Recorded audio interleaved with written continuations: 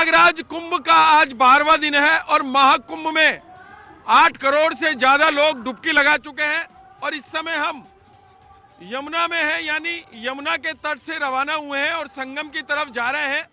पूरी जानकारी मैं आपको दे दूं कि 4 फरवरी तक 13 अखाड़ों के 550 खालसा जो हैं वो रवाना हो जाएंगे, यानी मौनी अमावस्या का स्नान और उसके बाद 2 फरवरी का स्नान करने के बाद बसंत पंचमी को 4 तारीख है, यानी 4 फरवरी को 13 अखाड़ों के सभी खालसा यह स्थान छोड़ देंगे। उसके बाद अगला जो स्नान आएगा 12 फरवरी वो कल्पवासियों का होगा, यानी कुंभ में कल्पवासी और नागा साधु यानी सन्यासी ही बचेंगे और 15 फरवरी को कल्पवासी भी रवाना हो जाएंगे। उसके बाद जो अंतिम स्नान रहेगा 26 फरवरी का वो केवल अघोरियों का यानी वनवासियों का रहेगा और पूरे कुंभ में 26 फरवरी का स्नान में केवल सन्यासी ही दिखाई देंगे। फिलहाल देखने वाली बात यह है कि अब योगी सरकार मौनी अमावस्या के शाही स्नान को लेकर तैयारियों में जुट गई है, यानी अब तक यानी कुंभ का सबसे बड़ा स्नान मौनी अमावस्या का स्नान होगा और कुंभ में श्रद्धालुओं की भीड़ बढ़ती जा रही है।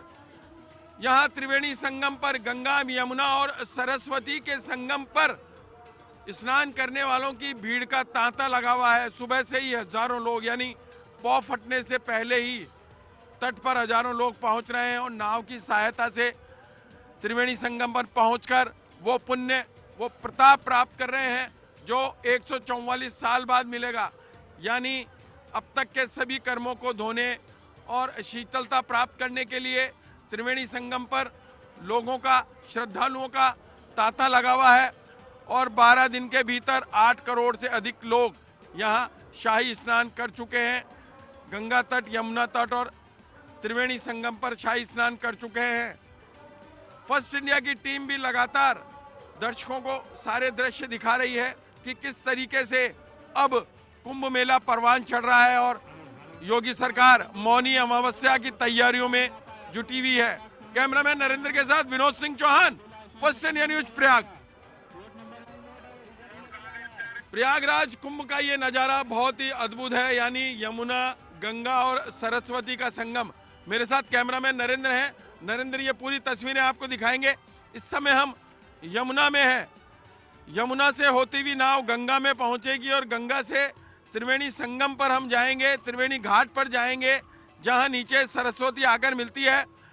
यह पुण्य प्रताप 144 साल बाद मिलेगा और ये सीधी तस्वीरें आप देख पा रहे हैं कि किस तरीके से पंछियों के कलरव के बीच हजारों लोग सैकड़ों नावों में बैठकर पुण्य प्रताप प्राप्त करने यानी त्रिवेणी संगम पर डुबकी लगाकर, आस्था की डुबकी लगाकर मनोकामना मांगने और मनवांछित फल पाने के लिए आतुर हैं। ये तमाम लोग घाट से होते हुए त्रिवेणी संगम पर जा रहे हैं और ये दृश्य आप देख पा रहे हैं कितना मनोहारी, कितना अद्भुत दृश्य है। सुबह अंधेरा होने के साथ ही ये नाव शुरू हो जाती हैं जो देर शाम तक लगातार चलती हैं। और देखिए एनडीआरएफ की टीम भी है। एनडीआरएफ की टीम भी लगातार नाव चालकों को कह रही है कि सुरक्षा के साथ चलें। एनडीआरएफ ने करीब 400 लोगों को यहाँ लगा रखा है और ये वो बोट है जो लाइफ सेविंग जैकेट तो पहन रखी है लोगों ने, फिर भी यहाँ कोई अनहोनी ना हो जाए उसके लिए बोट का इंतजाम है। तमाम श्रद्धालु यहाँ से होते हुए संगम तट पर जा रहे हैं, त्रिवेणी संगम पर जा रहे हैं जहाँ वो स्नान करेंगे।